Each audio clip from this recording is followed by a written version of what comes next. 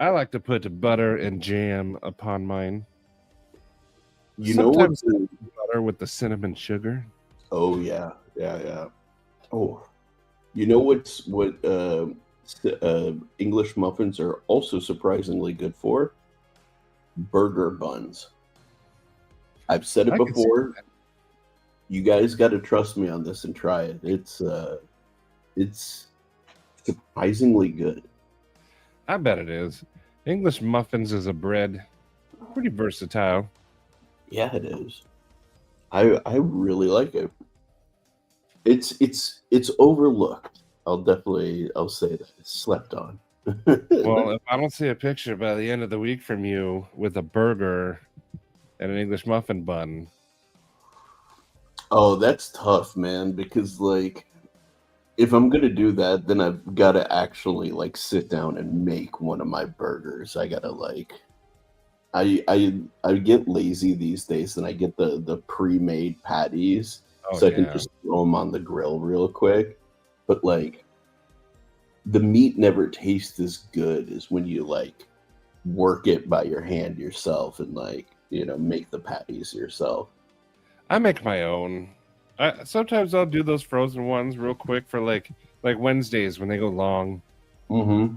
I'll do a quick one, but I do like making my own. But real quick, Donnie, Sharif, Arshir, Crispy, Double D, Randy. Good morning, you guys. Goondocks. We were only talking about English muffins because Sharif ate something, and I was like, "What you got there?" And then we went down an English muffin hole, and right here, English muffin pizza sounds delicious. Yeah, heck yeah. See, they're so versatile and they're completely slept on, man. Like people always I love bagels, don't get me wrong. I'm a Yeah, big bagel guy. But people default to bagel, but the pain in the ass with a bagel is unless you put a layer that like closes that hole, you can't really build up on it to do things. English muffin you can. And I wouldn't want a bagel as a bun on a burger. not a Muffin. burger, but a bagel breakfast sandwich. That's good. Top tier. Top tier. Yeah. Now I'm really hungry. Well, how is everyone today? We almost forgot about the Mental Health Monday, Yeah. but we're here. Sharif reminded me. Roman, hello, Roman. Roman. Yesterday I was starting to get sick, but I Mm. might be okay right now. I don't know. My eyes were all crusted over and my nose was leaking yesterday. Ooh. It could just be bad allergies. It could be. I took another pill yesterday, an allergy pill. Mm. Although I did not take one today. I might be dead by the end of this. Roman, how is it seeing your wife? Yeah. Oh shoot. I just remembered. Drinkwater and Crispy. Happy Veterans Day. And that's not the oh shoot part. The I forgot to nominate people on Scott Still's veteran giveaway. Oh. Snap. So Yeah. Sharif, you chat real quick while I nominate a few people. What up, Urban? What up, Crispy? Urban. So Yeah. yeah, today we were kind of like Maddie was asking me right before we started, what did we want to talk about? And I said, just run it. And I kind of go on stream of consciousness. One of the things that I wanted to talk about, and it's funny because I was chatting with a girl and she described something very similar as well. Um, I don't know if anybody tangles with this stuff. I certainly do.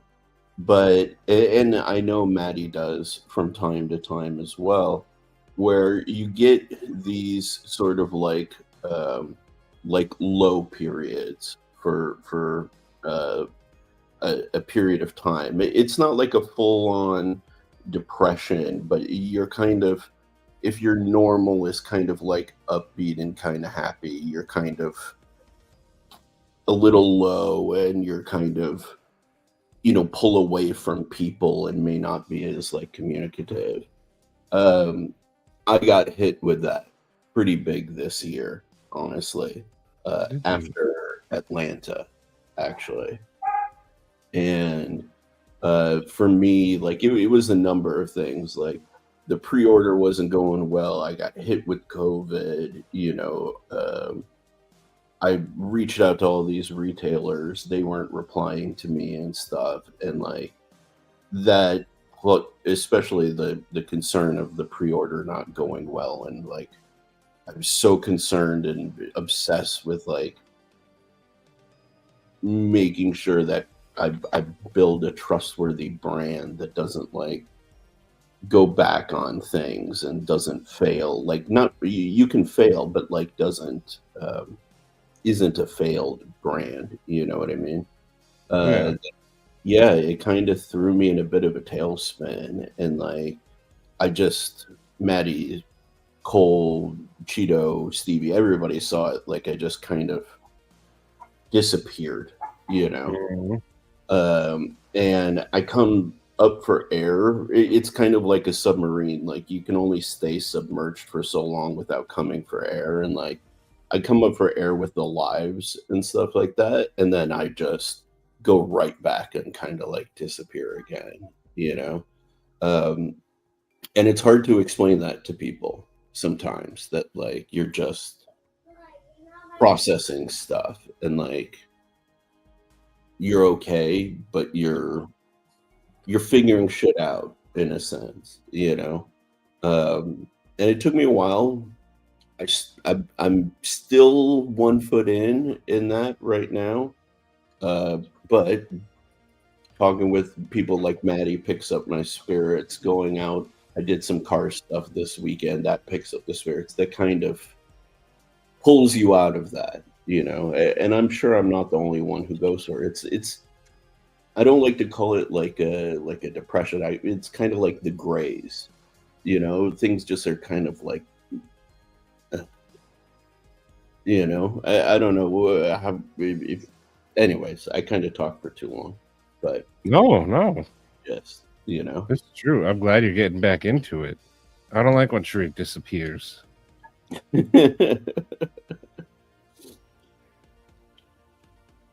Hello, Seraphin. Who is Seraphin? Sorry about your mother-in-law, but I hope you're doing okay. Todd Carr, good evening, or sorry, it's not Wednesday or Friday. Good morning, Yeah. the Night's Edge. Stepping in to say, hey, what a wonderful kind of day. Smash that like. Don't smash it, because then it's gonna be all broken and stuff. Just daintily tap it. Yeah, lightly press the button, please. Doing well, had a great vacation, saw my beloved wife, and now ready to work at full capacity. Hey Roman, check this out.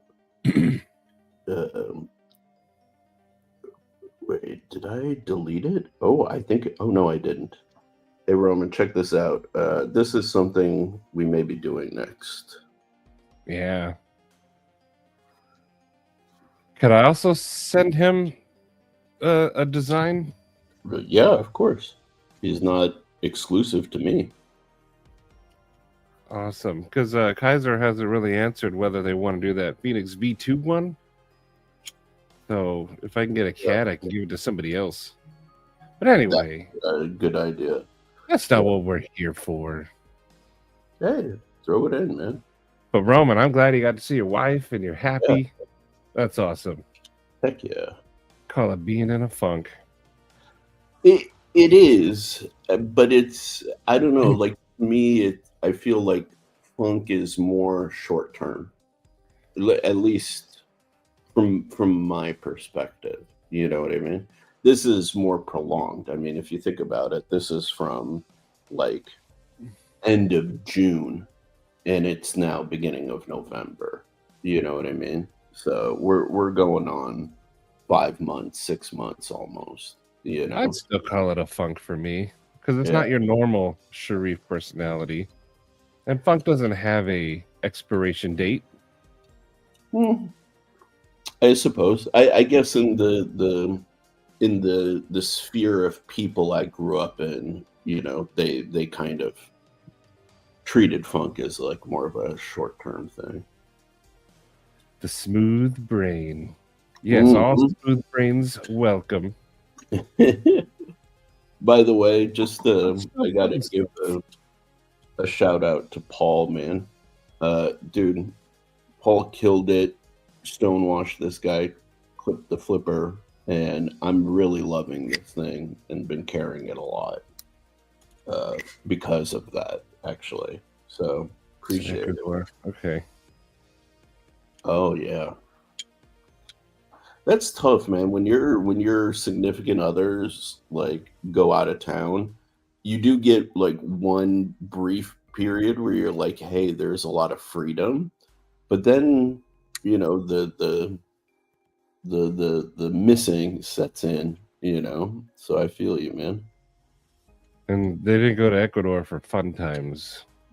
Oh, that sucks. I'm sorry. Hello, Joe and Stephen Wallace, brand new American. Stephen Wallace, dude, haven't seen you in a minute, man. Hope you're doing well. What happened with Grumpy? I don't know anything about Grumpy. Yeah, I hope he's all right. Or are you just saying your heart is grumpy? Talking to Satu. Awesome. Satu's a good dude. Yeah, Satu's the best, man. Ooh, you got it. Awesome. Heck yeah. Paul Mills, good morning. Ooh. I pressed a grumpy button at the end of last Thursday's live. Urban speaking in tongues, man. Yeah, so you're grumpy? You made Grumpy mad? Is it just you grumpy? Or...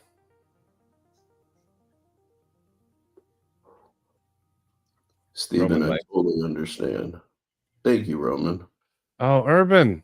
He literally had that scrolling across his whole live. It was in his thumbnail. He says it with his face hole. Urban, that's on you. You need to learn how to read. Oh, yeah, fair. Oh, Sharif, the whalers to the fire. Heck yeah. Thank you. Have you been watching the progress? Yes, I have. Just know that mine will be better than yours. Oh man, I picked a sick handle material. I told Mr. Eddie to surprise me. Nice. But keep it symmetrical. Trying to get back into things, just really missing my dad. Yeah, man. Dude, that's losing a parent is definitely rough.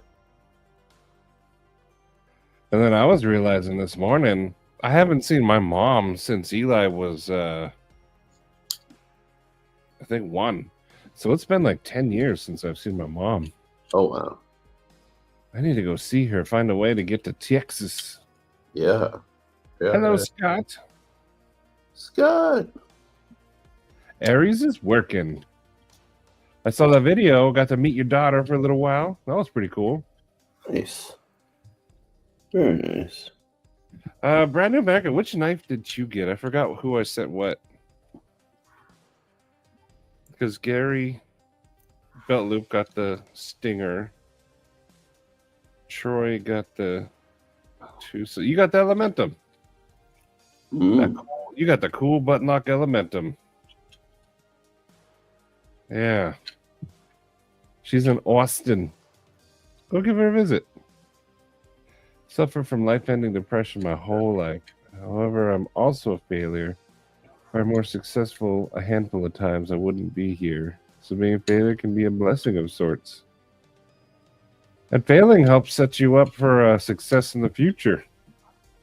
What's that famous saying? Edison failed 1,000 times before he finally made the light bulb 1,001 times. Yeah. And WD-40 is called that because there were 39 iterations beforehand before they hit number 40. So, like, yeah, I appreciate the perspective. I 100% do, because at least for me, I think this country has a bad relationship with the concept of like success or winning, and failure, because we have this entertainment field that kind of defines our culture, right, in a lot of ways. And we only show people like being successful and like the final product. We don't show the sacrifices and the failures that it took to get there. So we become very like end result focused as a culture, you know? So I don't know, man. Like you could look at my life and be like, you've failed your entire life. But I reframe it in the sense that like I've learned and I've progressed and I've grown and I've done more and more with my life that other people never have. But you also only fail if you take chances, and a lot of people aren't courageous enough to even take chances. So again, it's how you frame it from my perspective, Taking chances makes a person uncomfortable. I don't want to get comfortable. Oh, Aries is out. Good night, Aries. I mean, good day, Aries. Later, Aries. Water displacement 40. Hello, One Moon. Brand new American. Yes. I got to email my mom. She's a vet. Developed by NASA for the space shuttle. So that's cool. Space liquid. Yeah. I mean, I've seen. I'll use Donnie as an example. He messed up. I remember him talking about it, like one of his scales or something. So he said it was a failure at first, but he changed it, so he actually ended up using it and turned it to a success. Exactly. I think it's the one where he was drilling too many holes or something. Yeah, he was drilling holes in the side of one of the Ripleys, and it became what's hilarious is like we brought it to the house and was showing it to all of us. We were all digging the hell out of it, and like none of us had any concept that it wasn't intentional, So, no one knew. Yeah. So I think that's pretty cool. Exactly. Adapt and overcome. Precisely. Yeah. And sometimes you can turn a failure into something really cool.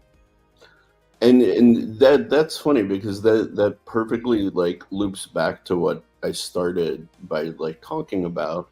That's what kind of got me in a funk, right? Was that like I was staring failure directly in the face, and that really, really upset me. So I was trying to, I needed on some level to mentally like bunker down and like reassess my strategy. And I think that's what put me in the funk, because like I needed to focus on that and quiet the outside noise, because like how I had been operating was not getting me the results that I wanted.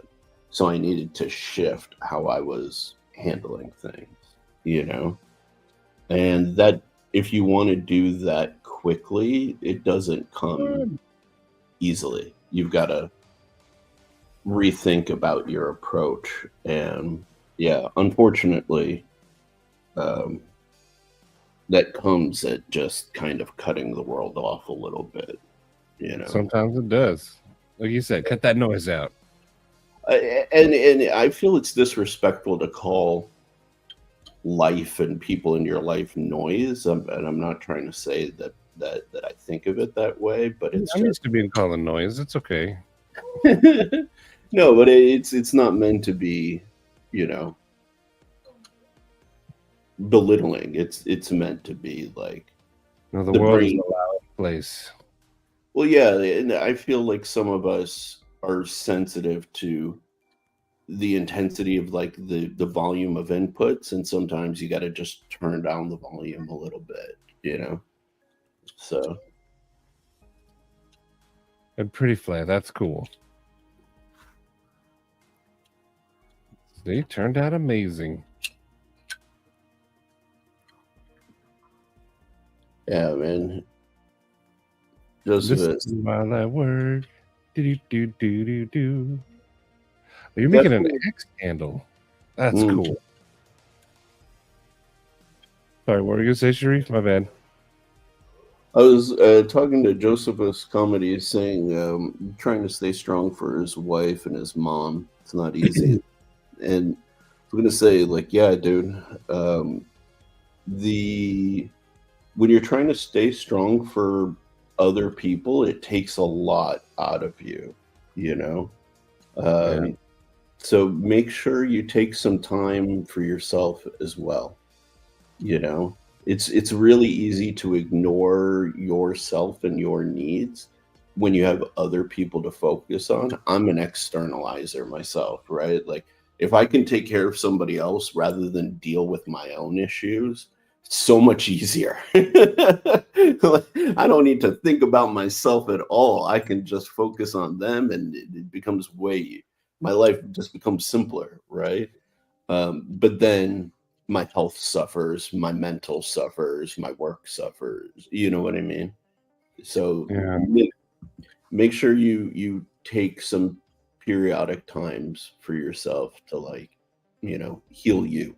You know, whatever that is. If that's 30 minutes, 15 minutes in the morning time or at the night time, where you can just,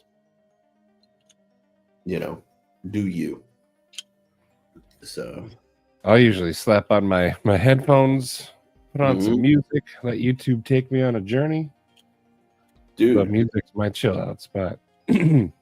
speaking of, I went down this rabbit hole of, like, trying to do like an MP3 player in this, like, modern era. I You remember. can cheap little MP3 players from Amazon now for like $20, $30. You can get a top tier wired headphone for like $20 to $40, and you can take all the MP3s you've collected over the years or download new ones. And dude, this thing, amazing for your mental health. Dude. Sit, chill, tune out the world, man. Like, Yeah. and it's important that it's not your phone, because nobody can interrupt that. You're not getting notifications. You're not, you know what I mean? That's true, because I was thinking this whole time, I'll just use my phone. But Yeah. that part right there, okay. That's the key. Okay. I got you now. And if I have my phone out, I usually end up steering away from music and going off and screwing around on Instagram or something. Exactly. Dude, I got that thing for flying on the airplane, because I'm so sick of, like, airplane mode and having to, switch on and use their services and pay for internet, that I'm like, I just want to listen to music, bro. Like, leave me alone. And then I found more uses for it. So It's true. yeah. It's true. I remember walking around with a CD player in my pocket. Anti-skip Dude, technology changed the game. right? Holy crap, man. Anti-skip was like, that was like the equivalent of the iPhone coming out back in the day. It was so big. Now I can walk without the CD skipping every step. Dude, you know what I loved CDs, but I always wish that mini discs became a big thing in the US like they were in Asia, because you had all of the benefits of the CD, just a smaller size, Yep. and you had anti-skip and all of that stuff. Because, like, dude, being able to, like, walk with your music was amazing. I still have CDs in my car. I have Yeah.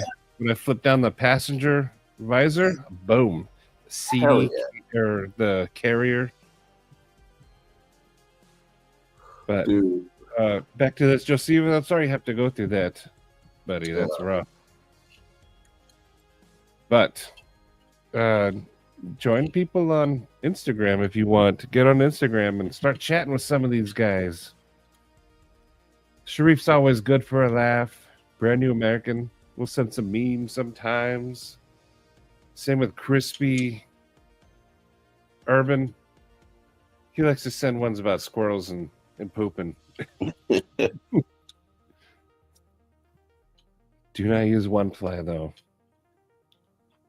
Never comfortable and forever taking chances. Ain't gonna get crap done if you're scared to fail to get hurt. See? I like that. Me, on the other hand, I do try to stay comfortable, so sometimes I won't. I need to be less.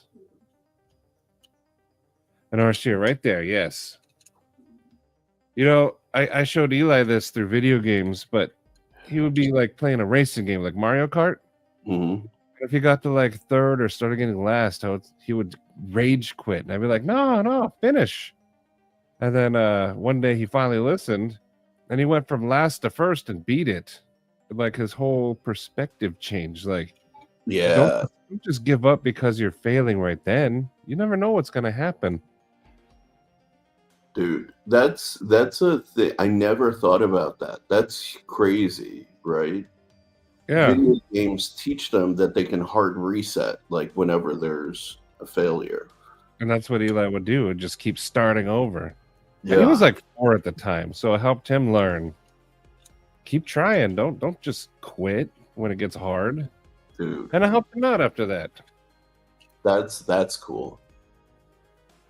One of my mentors always told me the story of like this one day with his son. They went to like an orchard to go do apple picking, right? And his son had climbed up on this wall. He'd like gone up a little step ladder or whatever and gotten up on this wall. And he realized once he got up there, he didn't know how to get down. So he started shouting. It's like, Daddy, Daddy, Daddy, you know, help me, help me. And so my mentor saw this and was like, you know, hey, I'll make a deal with you. You come down one step and I'll come over and I'll pick you up. You know, no big deal. So he went down to one step and then he started freaking out again. He's like, Daddy, Daddy, Daddy. By this time, you know, caught the attention of some lady that started to like berate him, saying, oh, you're abusing and, you know, treating your child like crap, whatever, you know, why don't you go pick him up? He's like, lady, I got this, right? And he continued to do the deal with the kid. Oh, if you come down one more step, all right, I'll come. You did the first one, you can do the second. Next thing you know, the kid got himself down to the ground, you know, and he went over to his son and said, look, you started there and you were scared, but you were able to come all the way down here without my help. Good job, son. What did you learn? You know, he's like, Daddy, I learned I could do it. And that's when the lady realized and like was like, oh, I apologize, sir. Because he was using that moment to teach the son that even when he didn't think he could do it, he could. And he could problem solve and figure out how to get down, even in something that was scary. And it starts at an early age, like you were doing with Eli, you know? Like, that's one of the things we do at work too, is every student has a one-on-one. And we have to tell them all the time, like, a kid will struggle with writing and then they'll jump in and like finish it for them. mm-hmm. Oh, no, it's okay. Let them struggle a little bit. This is how they problem solve and learn. Mm-hmm. And now some of the aides they've stepped back and let the kid like figure it out. And now those kids are soaring. That's the thing. Struggle and discomfort is the way we like think about it like this. The only way that we've ever learned as children that our parents were right not to stick our hands in the fire, right, is by actually sticking our hands in the fire, right? So you learn that heat is hot. That's going to hurt. I don't want to repeat that, right? So you have to experience discomfort in order to grow and to like set boundaries in your world. You know what I mean?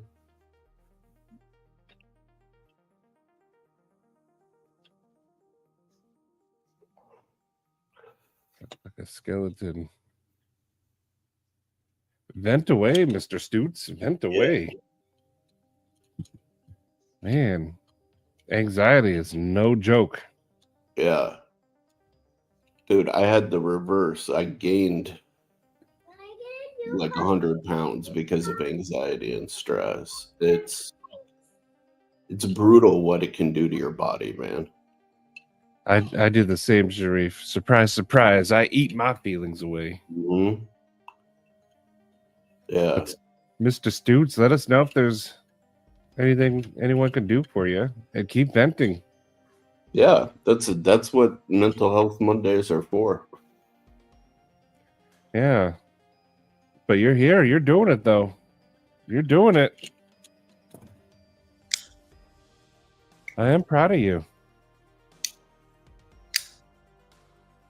Josephus, that's an interesting comment. His most recent one, too, is saying he struggled at a young age when he learned about death and lost all hope.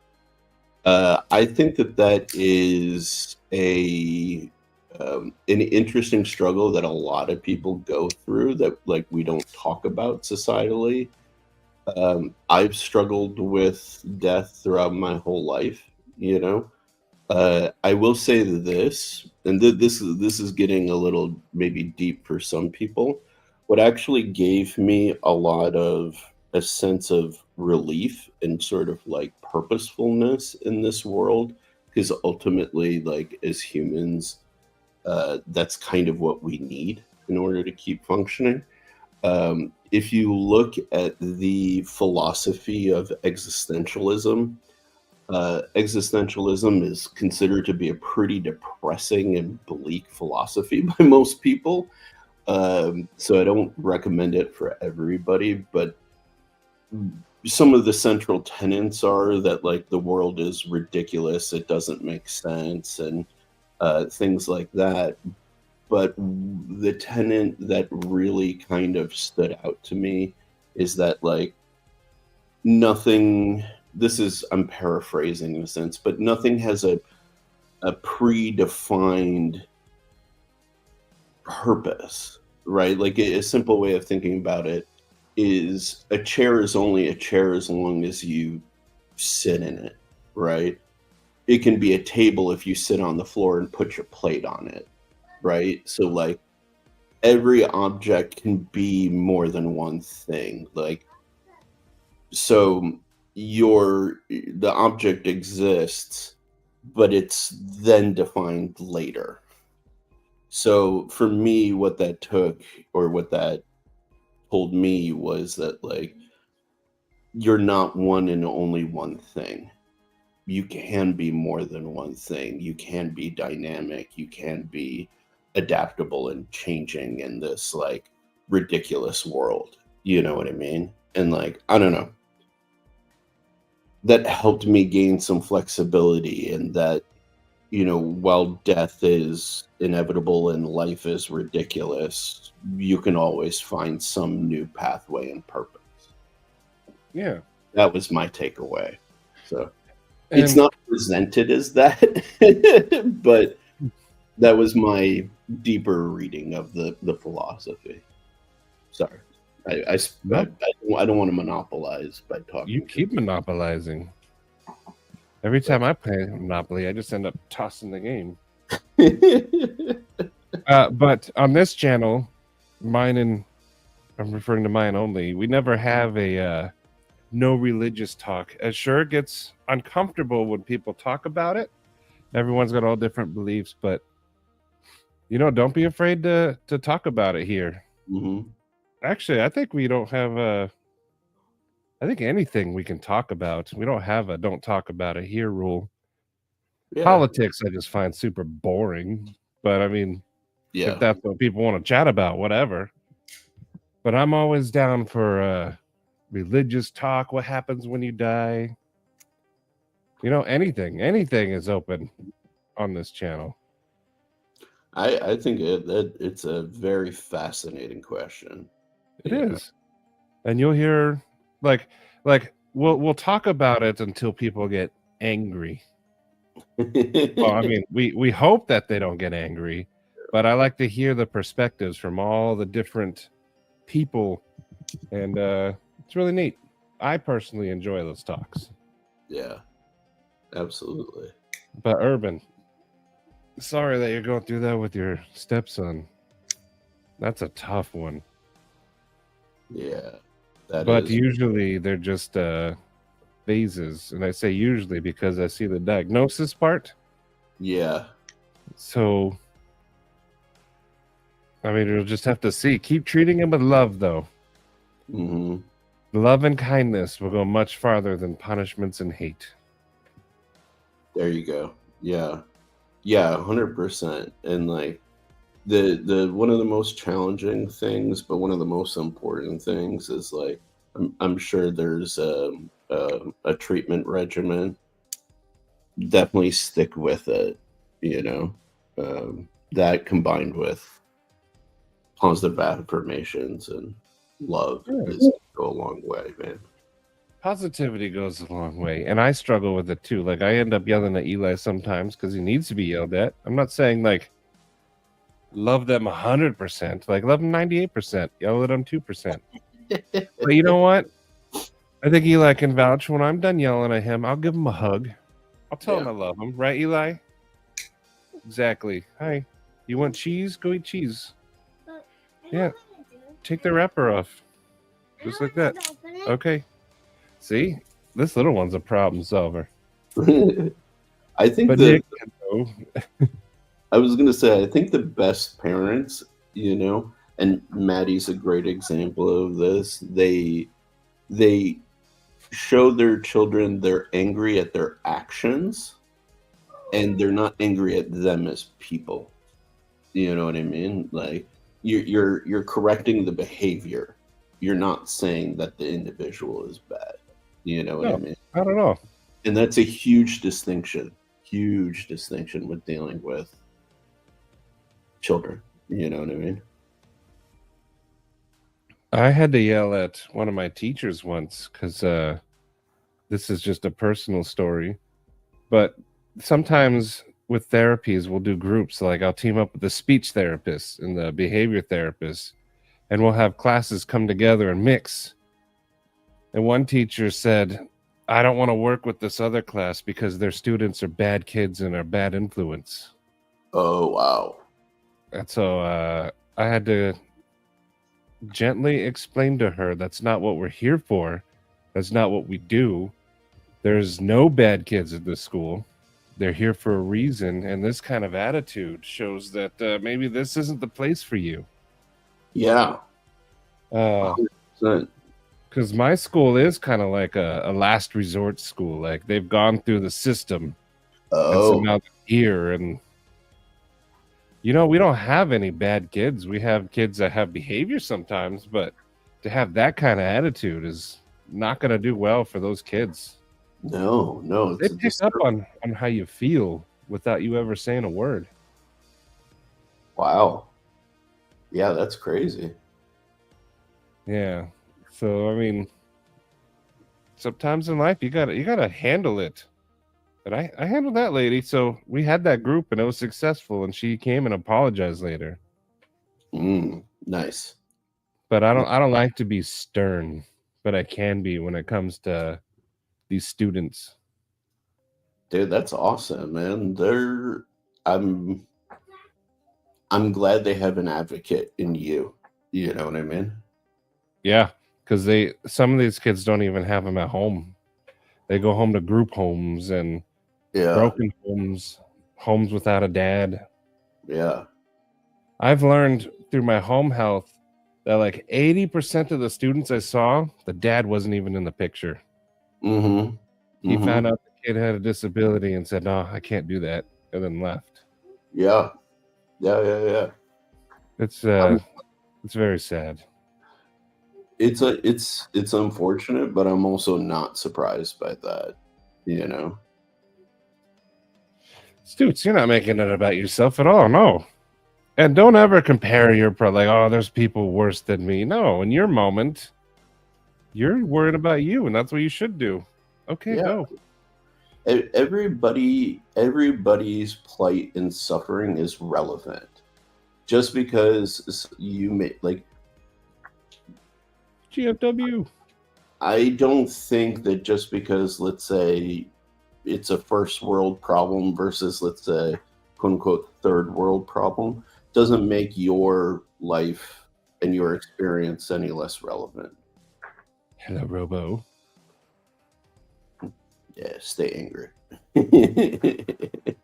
People can't discuss and debate without being in their feelings. Exactly. Yes. Exactly. And be expecting that other people them. have to share your exact point of view. I love when people have different points of view. Me too. The world would be such a boring place if everyone thought the same, did the same. We'd all be like little robots. We fought a world war about this.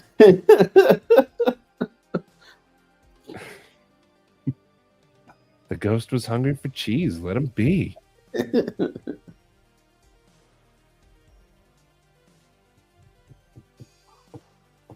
Exactly, Mikey Charles. Exactly.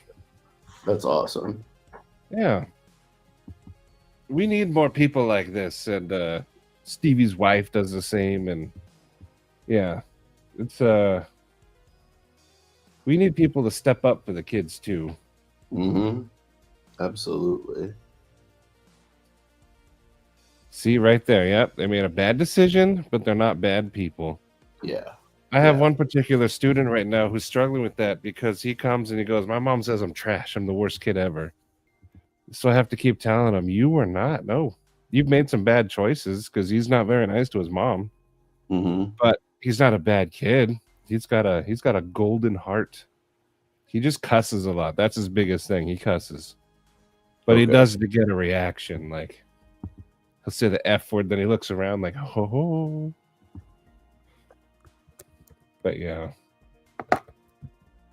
Exactly. Yeah. I told her it was a horrible attitude.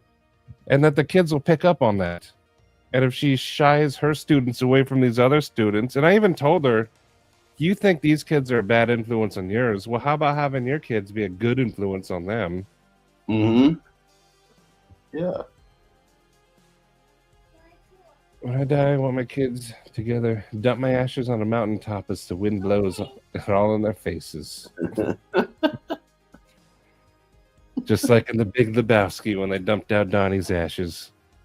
But that's such an urban thing to say. It is.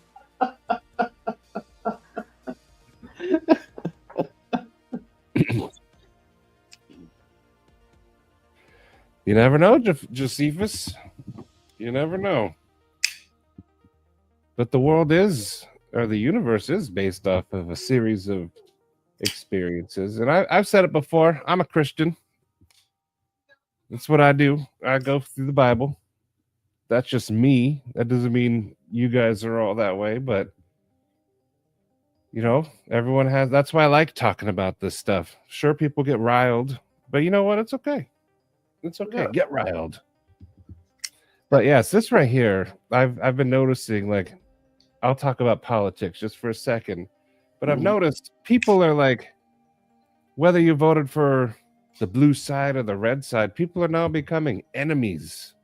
Yeah. Just because you voted for a different dude. So That's stupid. not how it should be. It's not how it should be. See, you guys can stay friends and have that one difference. But people like hate each other. It's ridiculous. Bro, you see, to me, this touches actually very closely with the religious discussion, right? I understand some people who are in the chat are atheists. Some people in the chat are agnostic. Some people are, Christians and different denominations. You may be Catholic, Protestant, evangelist. You may be Baptist, like whatever. You know what I mean? Yeah, you could be whatever, Buddhist, Islam, you name it, the flying spaghetti god. I don't care, right? Every human being is just trying to figure out how to have the best strategy for life. That's it. People are just trying to live, and they found a set of beliefs. They've found a set of politics that suit them and reflect how they're trying to figure out life. Why get angry at that? Everybody's Exactly. clueless as everybody else in trying to find the best solutions. Yeah, Right? we are. We're all in this clown car together and trying to find the best directions to the end goal. Everyone's got their hand on the wheel, all pulling at the same time. Exactly. You know what I mean? Like, We need to pull this clown car over, get a cheeseburger, and just relax. yeah, I don't understand why it needs to engender any emotion at all, actually. Sure. You know what I mean? Like, now when I'm just driving in my clown car and somebody tries to crash into my clown car, that's a different story. But if we're all just chilling on the road together, who cares? Yeah. Like, Jesus Christ. But see, I know Donnie definitely is not a Christian, but you know what? I love that dude. Yeah, And we could stay friends. That's how it should be, though. Do you even have See, your Lauren, license? that's cool. Nice. We keep saying it that we need to like do this weekly, but then we never do. But we like for the 17th time, Sharif, we need to do it. Yeah. I kind of also like the sporadic nature of it too. Just the lives. Yeah, it's kind of fun. I know. I mean, I love all of it, but I love See, that it's just us. Yeah, there we go. Flying Spaghetti God. Yep. See, I knew there would be. I was trying to be as inclusive as possible. Yeah. I think Doom's the same way. But you know what? I still love all you guys. I need to erase a little bit of the hashtag DOTD bad faith. That live never happened. They called me the Teen Whisperer. Nice. Recipe is Fortnite, hip hop, and anime. Yeah, basically. At my school, the recipe is Fortnite, Roblox, memes. Yep. Like I literally have a bunch of students running around my school just going Ohio Riz. They just repeat what they hear. And now moved on from Skibbity already. They're saying Skibbity and they're making a movie about it. So yeah. Memes is how you get to a child's heart. Mr. Schnoggins, hello, and Remy and Roz, if you're home and listening. See? Yeah. Exactly. That's what I'm saying, Nick. Everyone just needs to come back together. Thank you. Again. I've been saying this, right? Like the late 80s to early 2000s was like one of the golden eras of this country, man. Like definitely of our lifetimes. You know? Yeah. Help with gadgets, hello. I can't say I'm pretty enough. People like me. What was his name? I forgot his character. Robert Smiley or something? Yeah. Looking into the mirror. People like me. Forget what? Joseph, hello. Love you, Kyle. Half the allure. Yeah. Ohio does have Riz. Approved. Ooh, Sharp Guy sent out a resume to his dream job. Ooh. You know what? No matter what, you will always be nervous. Even if you had everything and was fully prepared and knew you were going to get hired, you're still going to be nervous. Yeah, exactly. There's always that like 0.00003% where like, well, what if? Yeah. But that's the part you focus on, that teeny tiny little sliver. Everybody cross your fingers, say your prayers for Sharp Guy that he gets it, man. Heck yeah, Sharp Guy. He definitely Ina Mitchell, hello. Ina, what's going on? Yeah. Yeah, people say Giat at school too. Yeah. I want my own steering wheel that's not hooked up to the car. That way I feel in control. Like in Indiana Jones, the car ride at Disneyland. The car's all spinning sideways.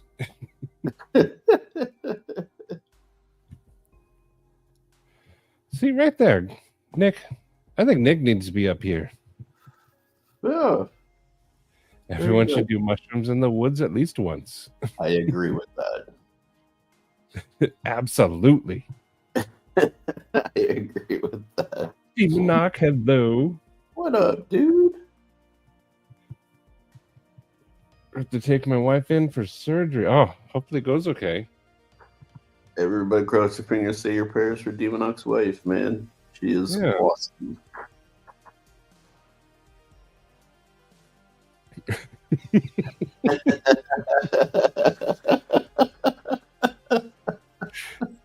Dude looking like Josephus said, yeah, just with his snorting cough.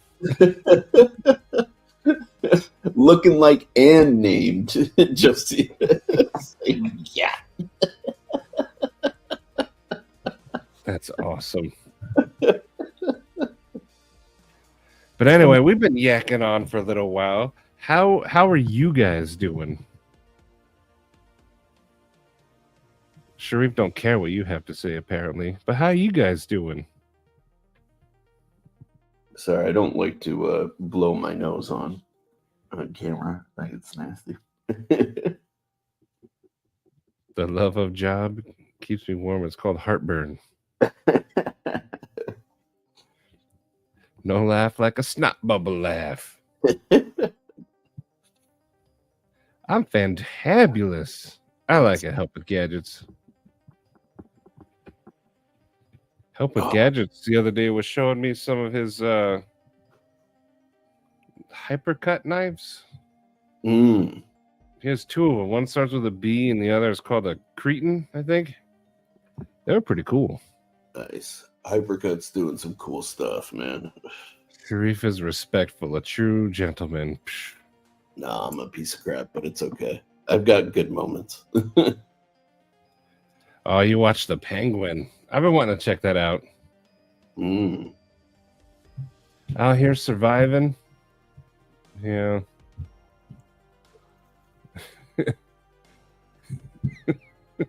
Well, if you stopped looking at Sharif. Yeah, that would solve it. All right, Kyle. Why should you be excited, but you're meh? The Bills won again. We're very happy. Nice. It ain't long, but it sure is skinny.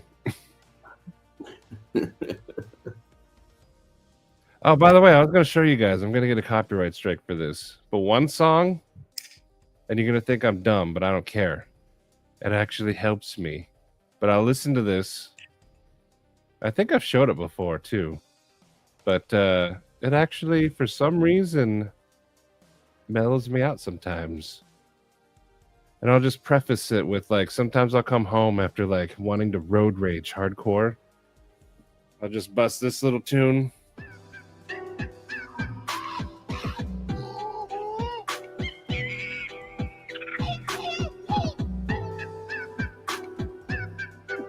It's just a monkey song.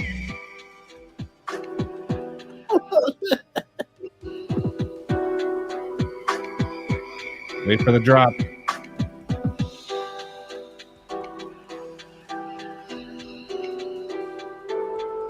Some of the comments on this are amazing as well.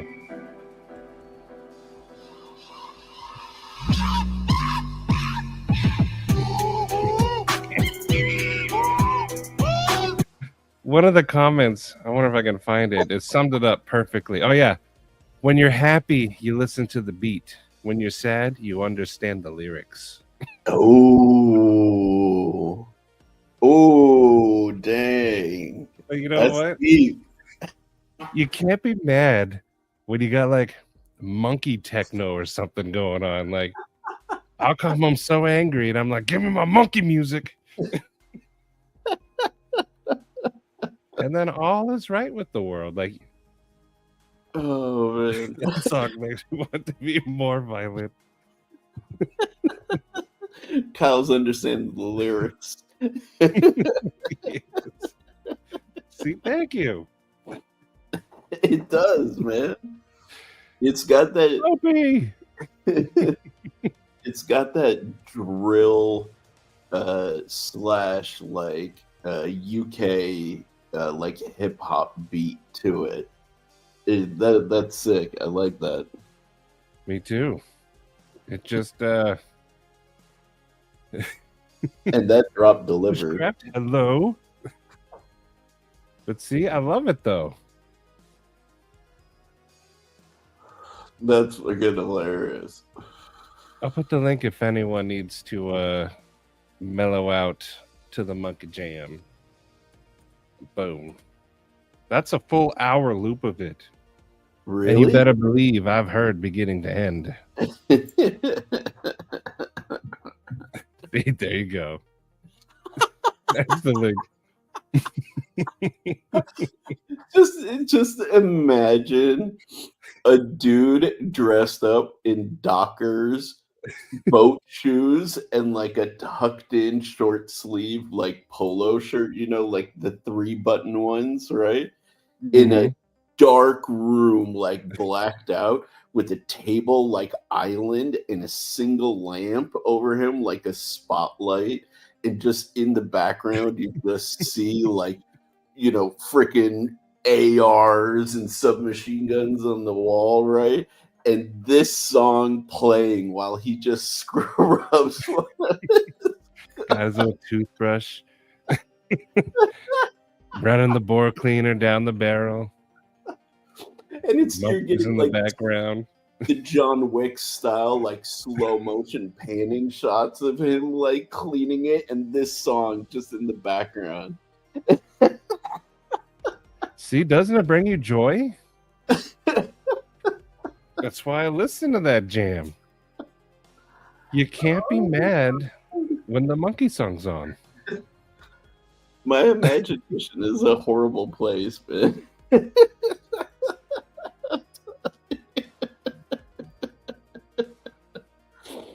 I'll see you, Palmer. And Bushcraft, how have you been, buddy? Bye, Palmer. I haven't seen you in a while. I remember you're gonna ride to a Blade show, but I don't think you made it.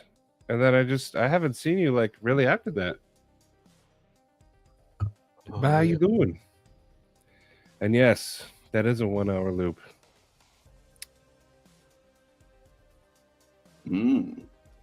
Double D, that is. That's a huge choice for you too. What you do is good work. But what you could be doing, I don't know what you're thinking about switching to. That's But tough. yeah, but definitely take some time. Mental health and family is number one. Yeah, 100%. What is it, the Venga Boys? No, that is mental terrorism. That song. Mental terror. Yeah, but I think the song is called by the Venga Boys or Yeah, something. it's like We Come to Party or something like that by the Venga. Yeah, don't start. Maddie, I will leave this live. I will. There it is. We like to party. Oh God, I fucking hate that. And that creepy dude, man. If that guy suddenly disappears, come find me. Like I'll be honest. Like that. Oh God, that thing traumatized me. In an era where you couldn't skip or block ads. Yeah. Whatever happened to that guy? And I'm definitely not looking at it on YouTube right now.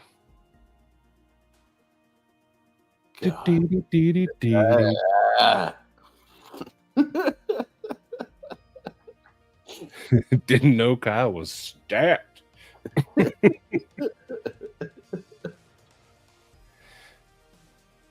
But Double D, what do you do for like vacation stuff? Do you go anywhere? Do you just chill at home? What do you do for like if you were to take work off, Shree, what would you do? That's tough for me because I don't have a family. But if I did, I definitely spend as much time as I could getting in like kind of special like little things with the kids. When I wasn't doing that, I would make time for my wife, and then like I was saying earlier, I try to carve out like little moments. Like I tend to sleep late, you know? So like if my partner is going to sleep at let's say like 10 o'clock or something, you know, uh, I usually stay up till like 2 o'clock in the morning. So that would just be my alone time, and I'd focus on me and kind of doing the work that I needed to do during that time, and also use it to decompress. That's kind of how I would block out my time off, you know? I like it. Yeah.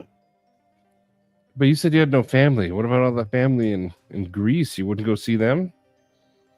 I do. It's how can I explain this? My family situation's a little unique in that my family my Greek side is really great. I do enjoy seeing them, but I can't see them or be on that side of the world without also having to go to Egypt. And that makes more like logistical hurdles to like do, you know? And at least personally, I've been feeling a little bit frustrated with my Egyptian side of the family because like they never come to see us ever. Like they all feel like they're too good, they're too highfalutin to like bother with coming to the US. There's nothing of like cultural worth, you know, for them to kind of explore here versus like Europe or, you know, other places like that. And it's like, well, I'm here, you fuckers. You know what I mean? Like, I'm your blood. That should be enough, you know? Like, my mom and my dad were here, you know? So I've grown a little resentful, you know? So that plus an 18-hour flight, just, ugh, you know, really, really gives you a lack of motivation. I'd rather spend it with my people here, you know? So I think I would too. I have a bubble. I don't like to venture out of my bubble. And my bubble's basically my house. And then the exact same way to work. And then the exact way home. That's my bubble. yeah, I get it. Also, where did our music go? There it is. I should buy the rights to the monkey song so I can use it. You should, dude. Yeah, man. If you could license that for like a few bucks, that would be amazing. I love that jam. I really do. It's so good. That's what I say, Dick. Family does not have to be blood. My mom is the only blood family I talk to now. That's it. And then once she's gone, that's it. I don't talk to anybody else, and I will never talk to anybody else. Yeah. But my family is all these guys. Katie, of course. I'm not counting them, though, because that's a given. Yeah. No, it's true though, right? Like Maddie and I come from different backgrounds, but kind came to the same conclusion, right? That like family is kind of the people that you make your family. It's not just the people that you know you're born with. Yeah. Yeah, Like Kyle kind of said, they're chosen for you, but doesn't mean you have to like them. yeah. But then Kyle did kind of give us permission to kick our kids. If I knew how to make my own monkey jam, though, I would. 100% I would. I don't know how to do any of that. I think we need like a said Stevie Satisfaction collab like product line called Monkey Jam. Monkey jam. Would it be made out of like berries and monkeys? Hey, that's for y'all to decide, man. that's for us to decide. You came up with the idea. We figured it out. Hey, Monkey Jam is your thing, but I think a Satisfaction Monkey Jam product line would be amazing. I don't know about that. 8 out of 47 doctors agree that people are harmful to your health. Are you sure it's 8 and not 48 out of 47 doctors agree? So I have to say, I get the most angriest when I'm behind the wheel of a car. And often, and I didn't really think about it until that comment, but often Eli and Isaiah will hear me say, I hate people. I wish people didn't exist. I wish it was just me. But I say it like so angry that Eli is starting to also hate people. Because he doesn't like to be around crowds now. And I think that's my doing. I need to change my ways, Eli. He just threw a blanket over his head. I need to change my ways. That's a hard one, right? Because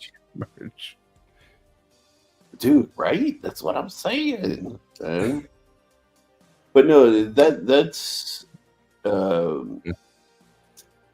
I don't think you have to change your ways per se, but give your kids the freedom to feel the way that they naturally feel. You know what I mean? Like the way I'm trying to explain it is like when I was a kid, my parents were not the type of people to say they hate people, like at all. And I naturally felt that way. But they gave me the room to kind of feel that way, you know, without telling me, like, hey, you're wrong, you know? Mm-hmm. So. Well, I've been getting angry at like the slightest inconveniences. Like lately, what's been making me the most mad when I'm driving? I'm just gonna vent for a second. Yeah, go for it. Say you're trying to get on the main road and you want to turn right. Well, there's cars coming in the right lane, so you have to wait for them. But as soon as they pass you, then they switch to the left lane. Oh. When they have plenty of time to have done that well before they got to where you were, and you're just waiting for them. Yes. Oh man, I've been getting so angry at that. Dude, you know what my equivalent of that is? Let's say you're driving on the main road and there's no cars behind you, but a person who's trying to merge jumps in front of you last minute, right, where there's barely any room, and then proceeds to go slow. Oh, that's my equivalent to that. And it's like, bro, if you waited 2 more seconds, you could have gone behind me and gone your speed and not have inconvenienced me, you know? Mm-hmm. That's it. So why were you impatient here, but you're also not going fast? Like, I get. I need to make this a sticker. Dude, Don't get do mad, you? get monkeyed. And picture the monkey with the headphones on. Yeah, I love that. Dude, that should be a This sticker. I'd put it right on the dashboard, right where I could see it. Don't get Dude, mad, get let's monkeyed. get Cole to do a design for it, and like we'll get some printed, dude. I was listening to everything you said until I saw that. No, I was gonna say, I get why you get angry behind the wheel, because you see how inconsiderate and inefficient everybody is in real time. They are. You know? They're all riding that right lane, and you're waiting to turn. And then after they pass you, then they switch over. Yeah. They could have done a long time ago, so everyone can merge and just go all at once. Yeah. Yeah. Don't get mad, get monkeyed. Jesse, hello, and Knife Nut, how you doing, my friend? How you guys doing? What's going on? We're starting to, if by rotaries, I'm assuming you mean the roundabouts. We're starting to get a couple here.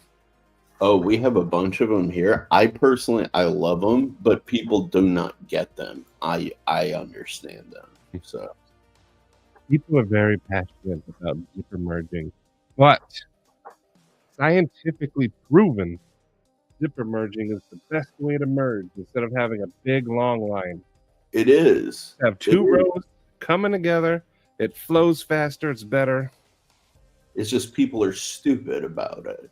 You No, know? people are defensive. This is my place, and I will not have that white Corolla get in front of me when I've been waiting here the longest. It's so simple. One car from the left, one car from the right, one car from the left, one car from the right. Why? It's the best way to do it. Why But complicate? people have learned to form a big line, have an empty row. It just builds up. And then you do get mad at that one guy that's trying to do the zipper thing. It's people are. Don't get mad, get monkeyed. Get monkeyed. You know, this is the thing that I encountered for the first time in California when I moved here, right? I don't understand why people here feel the need to be like competitive with other drivers. And it's interesting because it's not something that I experience when I'm driving my BRZ or my Impreza, but when I drive like my dad's car, right? And it's just like a normal sedan. I'm just trying to go, let's say, at 80 miles an hour, right? I'll get people in the right lane next to me try to like pace me for like no reason, you know? Or like I'm coming up behind them and they don't want to get over for me, so I overtake them on the right and they try to keep up with me for a little while and then they end up going back to the same speed that I wanted to overtake them for. It's just like, why?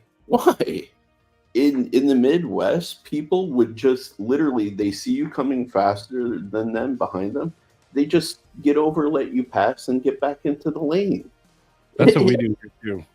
Yeah, like our left lane is for criminal speeding only. And if you're going slow in that lane, you're gonna hear it. Dude, you know what the problem? Part of the problem is in California is in so many places they have a commuter lane, which is the left lane. So the overtaking lane, the speeding lane, gets this transition from like people who are going slow in the commuter lane who are trying to like merge over, and it completely F's it up, you know? That is 100% true. That's how I drive. It'll take you 15 minutes to get there. Bet. No, it won't. 12 minutes. Yeah, exactly. Bet. There 12. But see, yeah, I haven't really been in a car accident either because Katie says I'm an aggressive driver, but I'm aggressively defensive. I'm always watching. I plan ahead what other cars are going to do. Yep, me too. I do go fast, though. Yeah. That's the thing, though. Like, when you think efficiently and quickly, you want to travel at a speed where your brain is naturally processing that stuff, and like going faster feels better, you know? Yeah. Joseph, I always let the big rigs have whatever spot they want. I ain't gonna compete with that. Yeah. They're gonna run you over and not know it. Have you seen the videos of people brake checking big rigs? Oh, Like, that's yes. not like 20,000 pounds of fuck up your world. Like, come on. Only Stevie is 15 minutes literally from everywhere. Only him. Some Yet people, it's true. some people said Stevie is only 15 minutes from New York City. $8,000 to get your license back? Oh yeah, no. I wouldn't pay to get that back. 8,000? Whew. Yeah. Oof. No way. I drive when I'm back on Cape. Even when I had my truck on the road, I'd skate or ride my bike everywhere I could. Yep. See, I love driving. I just hate that I have to share the road with other people. I often tell people I wish I had that power in Bruce Almighty where it's like all these horses and nowhere to run. Whoosh. Then the cars park and you can just go. Yes, I am nice to people. Like, if I see a car trying to turn right on the road, I'll move over. Even if I need to turn right later on. But I realize that 90% of the time, the people driving down that road aren't even thinking about that. No, what helps me get over people being completely, like, just irrefutably stupid on the road is that, like, hey, you never know what that person is going through. Those people may have crazy dramas going on in their life. You know what I mean? Not everybody is as focused on the act of driving as I may be in that moment. Also, on the other side, I've seen some of these drivers' faces. There's not a thought in that entire car. Yeah.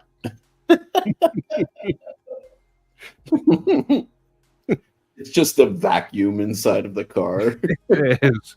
There's nothing going on there. It might as well be a robot driving because there's nothing going on behind those eyes. Yeah, that too, 100%, you know. See, that would be cool. Like walking around. I don't walk as much because A, I'm lazy, B, I'm fat, and C, it's often 120 degrees out. Yeah. But realistically, it's more A and B. I'll walk if it's hot if I need to. Yeah. Let us heal. People are stupid and bad drivers. I know. See, I took us down a driving rabbit hole. I only wanted to point out that I think I've been rubbing off on Eli with the I hate people thing. Hey, man. They are worthy of hate. They are. The lights are on, but nobody's home. Yep. You want to know what is funny while we're just briefly talking about driving? It's so funny how, like, arrogant and overconfident people from other countries can be about their driving. And, like, dude, I grew up driving in, Michigan, Canada, Ohio, Chicago, or specifically Chicago, not just all of Illinois, and California, LA, Bay Area, all of that stuff, right? My cousin in Egypt kept on saying, "Oh, you can't handle driving in, Cairo. Cairo's so crazy, blah blah blah blah blah." So one day last time when I was out there, I told him toss me the keys to his car, his piece of crap that he was driving at the time. And, like, no joke, driving in the US made all of driving in Cairo so easy, dude. I had him screaming with how fast we were going. He was just like, no, you can't do that here. And I'm like, bro, this is normal driving for LA. Yeah. Like, we don't mess around in the US with driving, like, at all. You know what I mean? And like, yeah, people in other countries don't understand how serious we are. Yeah, we're all about getting A to B as quick as possible. Exactly. Yeah, I never remember my drives. Only if I saw something interesting do I take note. Like, for example, I saw this car. I never take pictures of cars, but I took a picture of this one because it's license plate, and it was so fitting after the live. Yeah, that one. Why would you have love poo?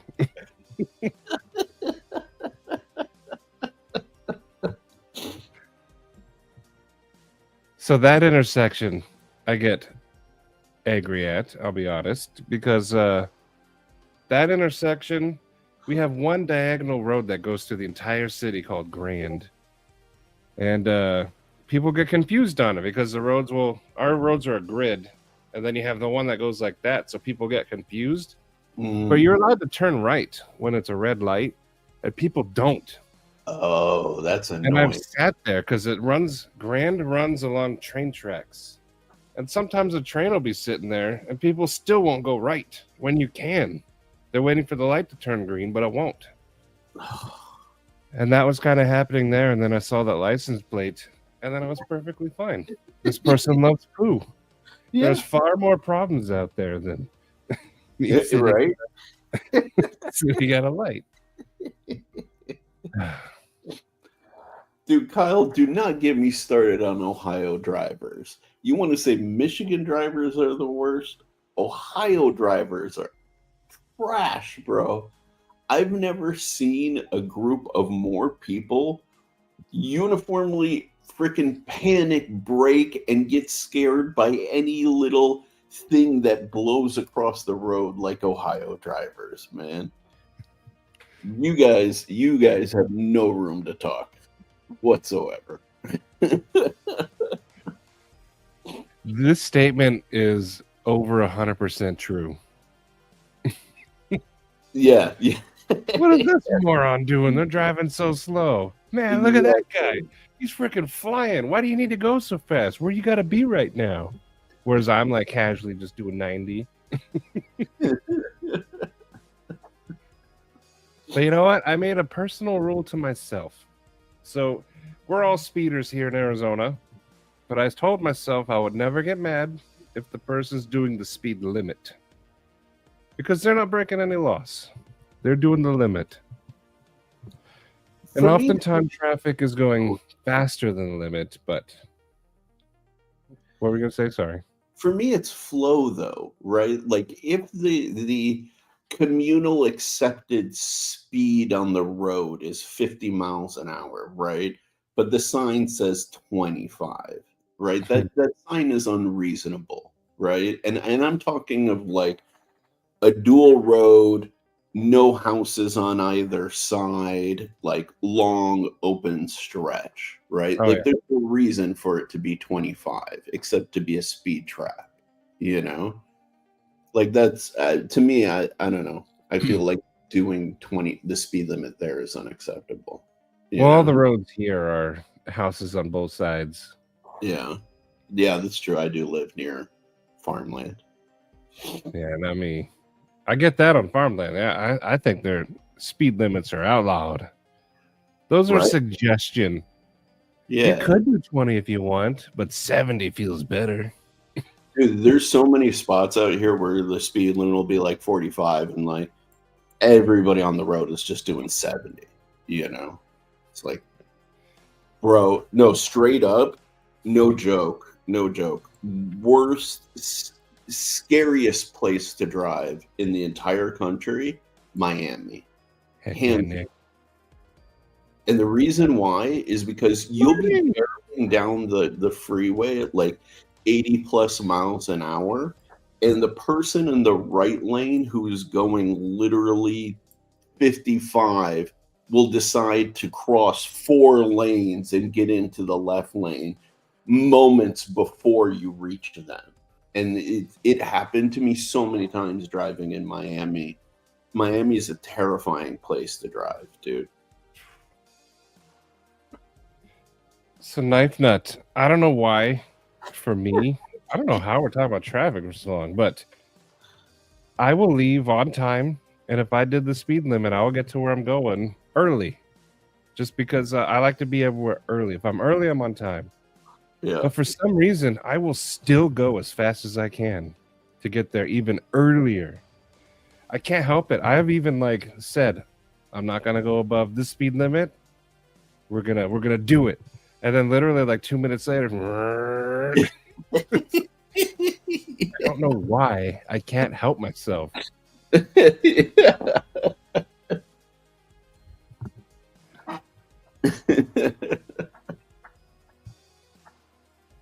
So every city has a 101. And Arizona, we treat ours as that's the speed limit. Yeah, exactly. Roach, hello.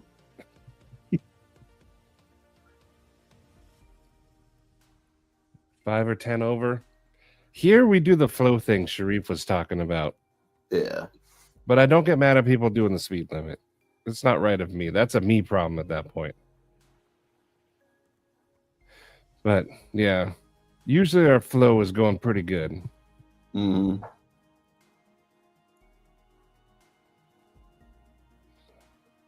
Oh yeah.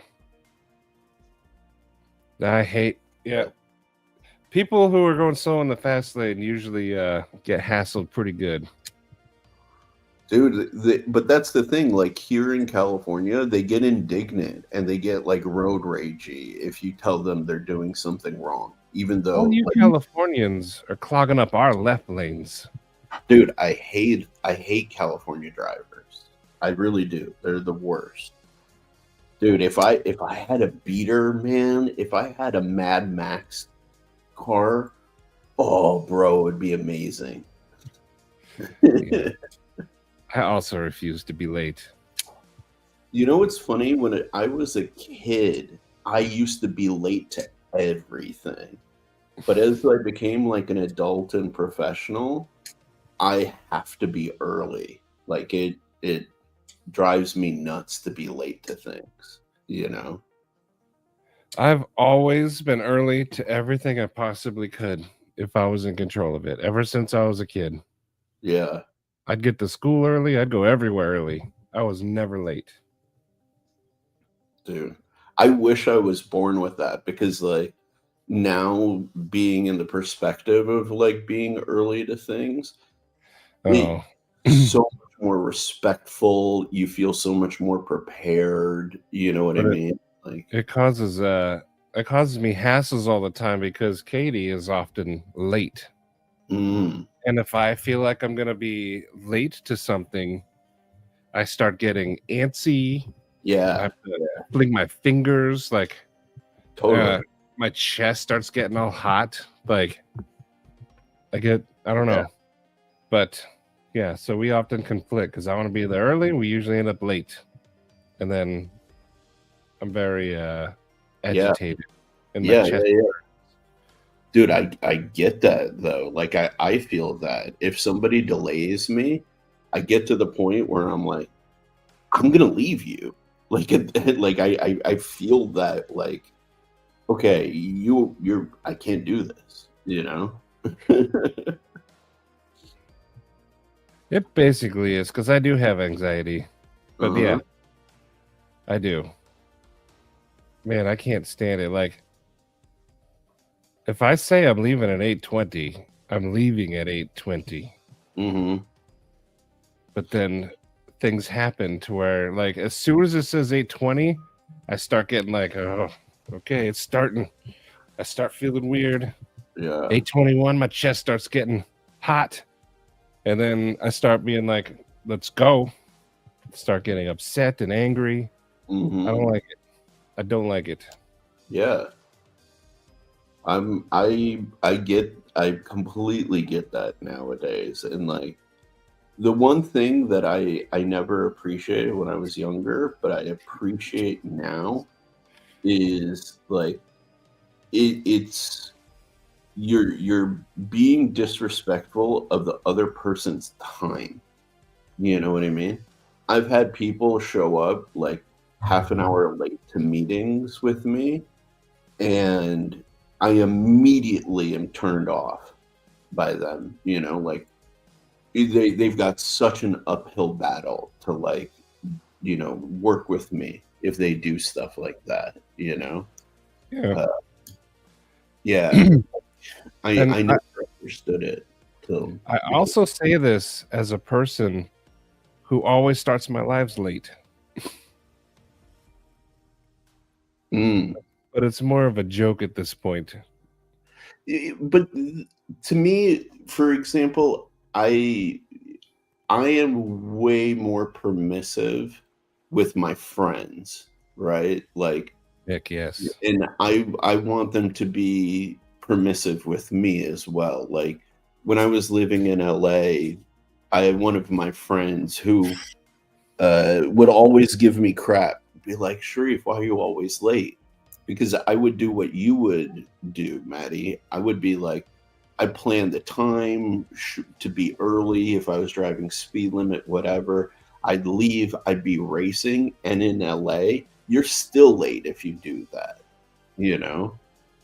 And That's so not what I meant. so I got to the point where I was just like, if I can't meet you at point A, I'll meet you at point B. You know what I mean? Like, if I can't meet you at the start, I'll meet you at the destination so you don't have to wait for me, kind of thing. Right. Mhm. But like, I want people to be like that in friendships, but in work is a different world, you know?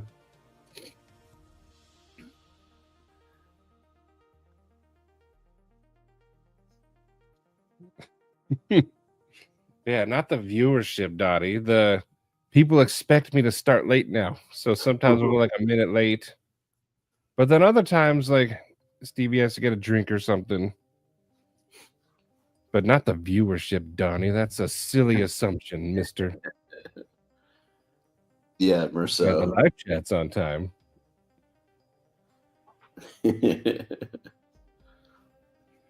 But Marty, I definitely get that. I do not like being in big groups and stuff like that. Mm. But that's why, like at Blade Show West, I was mostly just hanging around Katie or Stevie or someone, walking with them. Well, dude, if you're in Atlanta this year, you can come and chill at the booth. I'd probably do that. Yeah, man. Because I'll tell you what, it's a very different experience if you're sitting and letting the people pass by you versus you having to like navigate all of those people, you know? I stay on time simply by never going anywhere. So far, undefeated.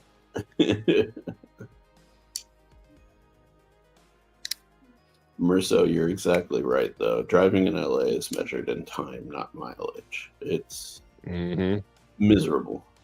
Love to visit, hate to live. Like, dude, going for CCKS was great. I knew how to get around. I knew all of like cool little spots to go get food, whatever, little like insights into the town. And then I got to leave. Oh yeah, on your own terms. Yeah. It was awesome. Captain and Craig. You know, it's so fun. I still plan that stuff out. Mr. Eclectic, you may not be able to get a table because they book like immediately.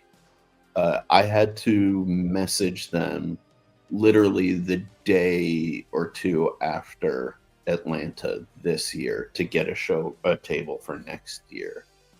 So if that is something you want, I would message them now, like this instant. Or just go chill at Sharif's booth. Fair.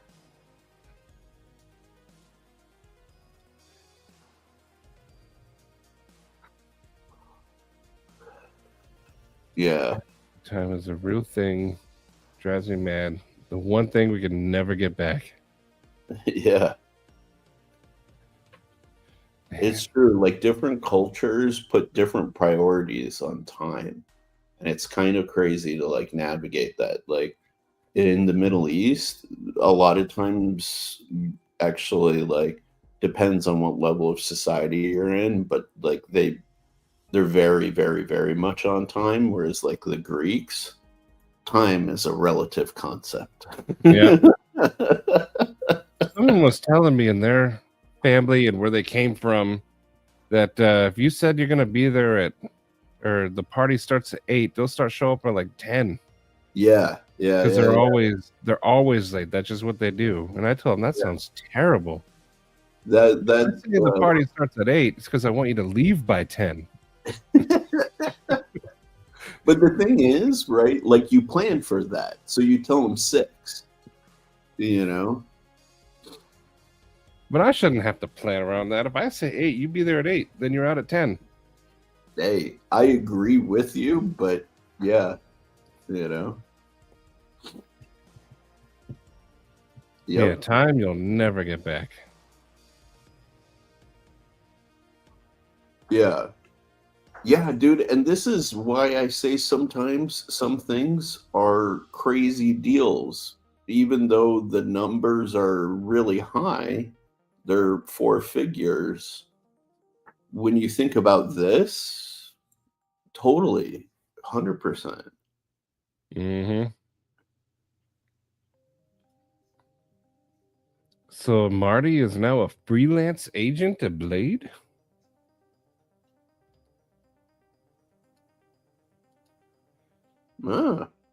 Maybe that Kaimano booth will be looking for some eye candy to sell some knives.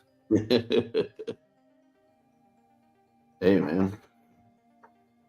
Speaking of, I got a message Blade to see if I'm going to come to Arizona in April. What happens in April?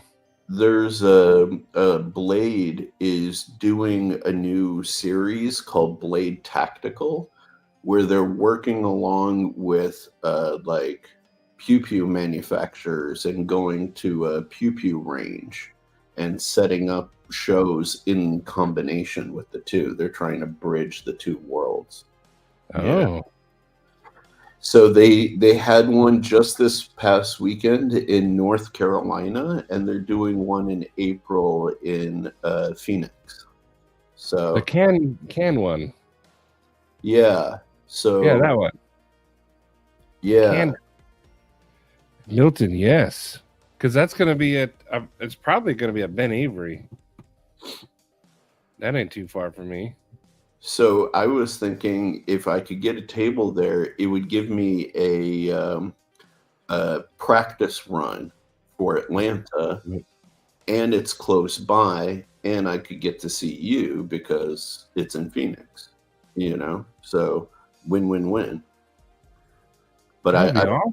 Get a table on short notice, you know? We have a lot of knife people here. Yeah. Medford being the biggest. And then your boy, Ben Belkin. Mm-hmm. But it's a tactical event, so I could maybe move more kaimanos. And then you could bring some of your designs for the tactical ones that you want to make. And maybe some of these other knife makers out of there might be interested in hooking it up. Yeah, it's a possibility. Let's see. Maybe they'll get their own show and stop taking up space at Blade Show. Oh, the gun people at Blade Show? I don't mind as long as it's only like 1 or 2 tables or booths. You know what I mean? But if it starts becoming more than that, I'll agree. It'll be a problem. Craig.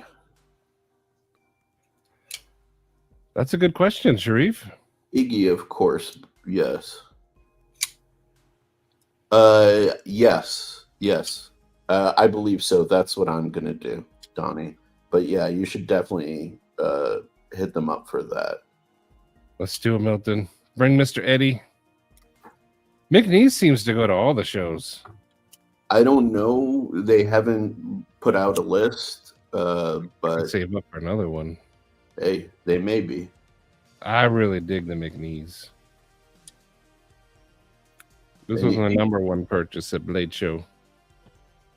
Iggy, I will always make time for you.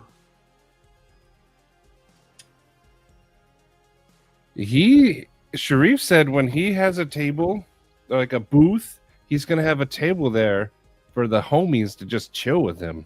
Yeah.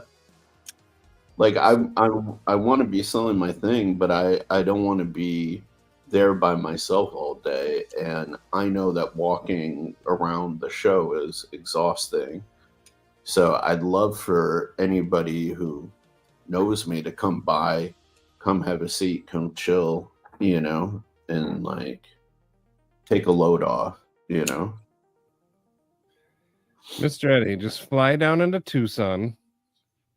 Milton will pick you up. And, you know, actually, you just fly into Phoenix. I'll pick you up. I'll save you a second little flight. There you go. I don't think there's direct flights into Tucson yet. There might be. I don't know. Nick, I'm considering the Diablo. The Diablo's not yours?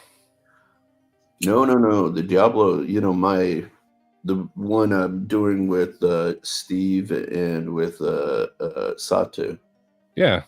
That's the Diablo he's talking about. But I'm thinking about doing. It is yours. Okay. I'm considering whether or not I want to do a production run of those at some point. Knife that, yes. I will say, I guess during this knife portion, if you guys don't have a McNeese and you want to save up for a knife, the McNeese would be the one to save up for production. Or you can go a little extra and get yourself a custom from like Donnie or Aries, any of those makers out there. But if you want like a mid-tech, the McNeese is a way to go. Yeah. There's really only two mid-techs that I would go for in that price range. It's the McNeese and the Prince Customs. And if you like something that's more like rugged user, go with the McNeese. Donnie, no, I didn't get a booth. I got a table. I use them interchangeably. I'm going to tell you my Phoenix theory, and I don't know if it's correct or not, but it's what's correct in my heart. So when the people were hitching their wagons, getting their little oxen together and moving on west, I think what happened was, you know, they waited on the other side of the Rockies for the winter to be over. It got nice. They climbed over, got to here in the springtime when it was like 70 degrees. They were like, man, this is perfect. They built their little town. They started living.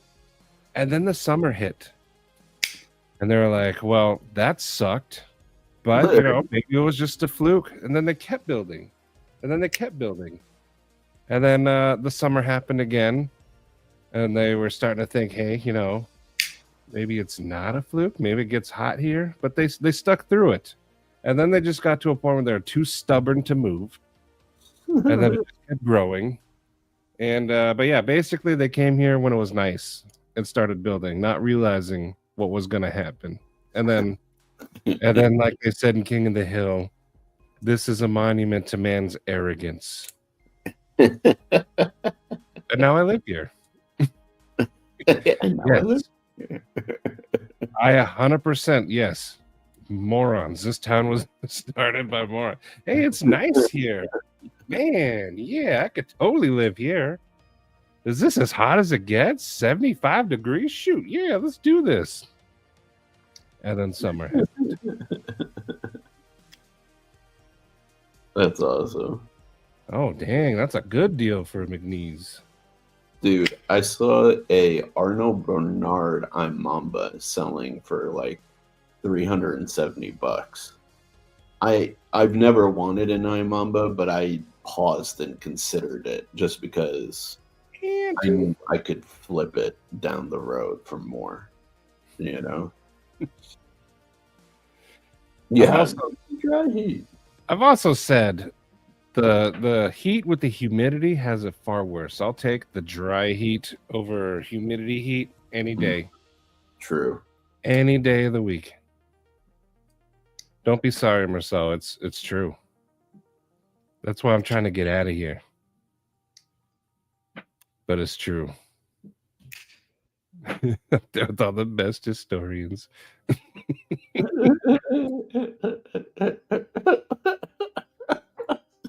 That would be a great series, Maddie's history lessons, and just tell every story exactly like that. So these idiots decided to go across these plains.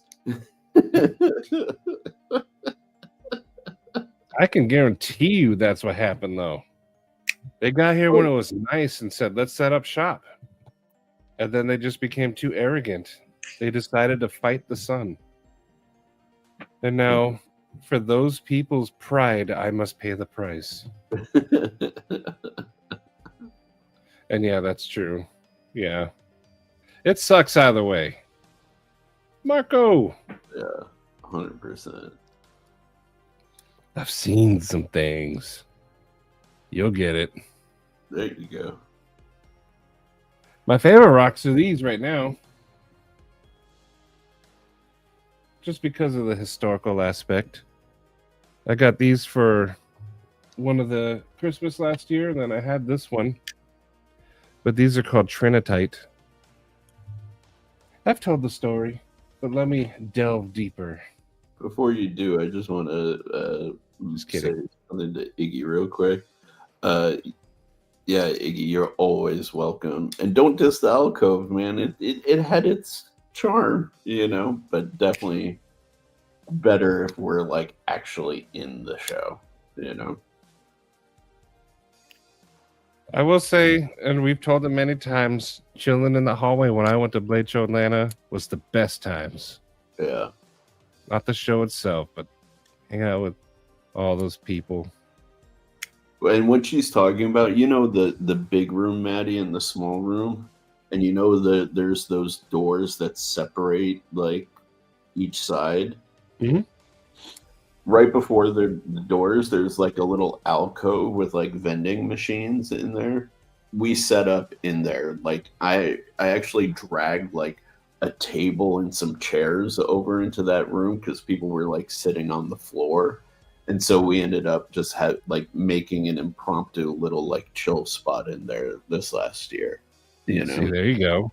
You got to bring a collapsible stool next time. yeah. And Nick, I have some meteorite. That right there, though, was Trinitite. But basically, it was formed with the very first atom bomb testing at the Trinity site in New Mexico. Ooh. But the sand turned to glass. And Nice. so that's what that is. And you can't get any more. There was just a couple of people who snagged a bunch, like a couple of truckloads, before they shut it down. So it's But a like element because of that like atomic transition, or what? not really an element. That's just what they call it. Okay. But it's slightly radioactive, but not like a banana. Bananas, I think, are more radioactive now. Oh, really? That's crazy. Yeah. Yeah, meteorite is cool stuff. I want to watch with a meteorite dial. I want a ring with made of meteorite. That'd be pretty cool. The chosen rock. I never thought about that. Would you put it in your mouth? No. I bet it's all crumbly. Okay, now this, to go to Blade Show and build a epic pillow fort. Dude. That would be Would be sweet. sick. If you had a booth and did that in there, that would actually be like the talk of Blade Show. That's a cool idea. That would be awesome. Dude, I think we need to think about ways to design the table area. If you built an awesome hangout spot, people would want to come and hang out. They'd be staring at your knives. You'd be moving some merch. That's what I'm saying, you know? Dang, So, man. That's awesome. dude, yeah, that's thick. I've seen some Trizolas with meteorite and Ciccinis. This stuff is a little bit... It's very expensive per gram, too. Like, more than meteorite. Oh, I would imagine, right? Like, it's so rare. Meteorite is cool looking when you acid etch it. It's got nickel and iron that crisscross, and it's called a something pattern. The W? What is it called? But if you get that to show, looks cool. Widmanstatin pattern. But if you get that to show, like on a watch face or something, it looks so cool. But all this. Yeah, I love that. It's so sick. Yeah, it looks good. Yeah. And the ancient peoples used to call it star metal, which makes it sound so much cooler. Right? Can we just go back to calling it star metal? I am 100% behind calling it star metal. It's like the universe's Damascus. It is so cool. Yeah, dude. Yeah, that's Widman. Well, it's got the 2 dots above the A, so it's probably like Staten or something. Maybe German. Widmanstaten. Either way, it's cool. Yeah, super cool. Yeah, they can get complex too. But yeah, it's neat. That glow stuff, the lava lamp, and a blanket for it. There we go. Dude, glow is not a bad idea, but it's too bright inside. It'd have to be light. And the only challenge is maybe I don't know how to run it or how much like reliable electricity is, you know. Dang, that's crazy. You found a meteorite? Nice. I used to go meteorite hunting all the time. I had my little magnet stick, metal detector. I had a whole setup. That's cool. I don't think I've ever handled an like actual meteorite. The infinity stones cope with all the bad drivers. Nice. I like it. Just casually playing with the Aurelia. Yeah. I mean, it is my knife. And soon it will be our knife. I actually just switched this one to washers and I tuned the action. So it's drop shutty.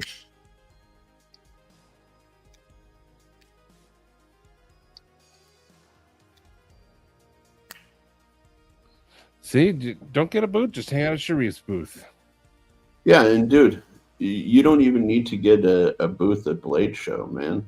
Just come and hang out. Like in the pit, for example, there are tables. There'll be dudes who will bring like their entire collection, lay them out on the table, and you can just sit and hang around them and talk with anybody who comes by. You know, you don't even have to go to the show itself. Wham had a good Christmas song. Which one? And I have this from Artisan. I got this at Blade Show West. It does not feel, well, it kind of feels a little, it feels somewhat thin, but it's designed to be. But it feels really good in hand. It's a thin knife, but since it's tall, it's very hand-filling. It feels good. And then they kind of contoured it. The edges are very smooth. But yeah, it feels good. And I liked how thin it was. Yeah, this is Artisan Trucks. Do it. Yes. Nice. Say rocks 3 times and B&A appears. That's because he gets it. Rocks are cool.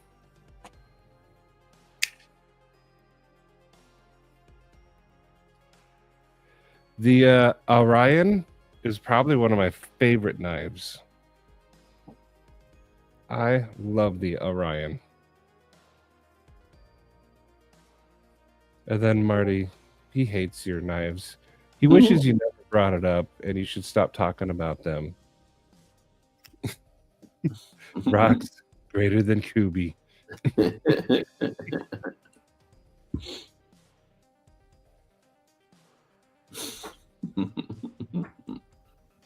There we go. A little kiddie pool. Nice. Have a good nap, Mr. Eddie. Keep working on them whalers too, my friend. But you already are. I just wanted to say the word whalers. But I suppose we can end this now. It's been 2 hours. Yeah. They're that way on purpose. If you don't carry the Orion, you might not like the trucks. But I don't know. I like the way it feels. Joe popped out a couple new blanks. Oh, heck yeah. Very Glow in cool. the dark purple. And glow in the dark brass? Okay, you got me intrigued. Yeah, glow in the dark brass is really interesting. You know, would be really nice for knives? Meteorite thumb studs and meteorite pivot rings. Oh, Meteorite backspacer. Just those 3 like touches, nothing else. That'd be sick. Maybe a meteorite pocket clip. I don't know how it'd work for a pocket clip. no, I don't think pocket clip. Donnie, there's an idea for you, dude. Yeah, the pivot collar, thumb studs, and the backspacer. Yeah, just a meteorite. I think that'd be hot, and especially if it was like, think of the Ripley or the Newt with those details and like blacked out, like Scotch and Things one, or was it? I can't remember if it was Carco or 5-Door who got the blacked out Newt. It'd be so sick. Thank you, Josh. Well, you too, Arshir. Today we kind of covered a lot of bases. I hope someone learned. I definitely learned. I want to make that don't get mad, get monkeyed. Yes. I need to have that as an actual literal sticker. If someone's down for that build, ooh, meteorite the collars. If you could give me an idea of how much it would affect the base price of a Newt, or like, the Newt that we talked about doing, I may be curious, but I don't know. It may be expensive. I can guarantee you it'd probably double the price. There's a lot of work that goes into making meteorite look good and to fit as pieces on a knife. Yeah, if that's the case, then maybe not. Because maybe just a collar though, just a little bit. Because the thing is, like, I want a blessed Newt as a user. That's what I'm getting it. Dark, stonewashed, and just something that I feel like I could beat on, So it would be cool though. Yeah. If he could source some, that would be cool. It would be a nice touch. Brasher Beer says hello to everyone, but we're winding it down. So everyone, have a good rest of your day. Yeah. Everyone, I'll catch you in all the lives. I think today is still Pocket Metal, Knives Fast. Tomorrow's pretty open. So anyway, everyone, have a good day, good rest of your week. And we'll leave on what Crispy said. Where did it go? I have to find it. Right there. Heck yeah. Bye, everybody. Bye.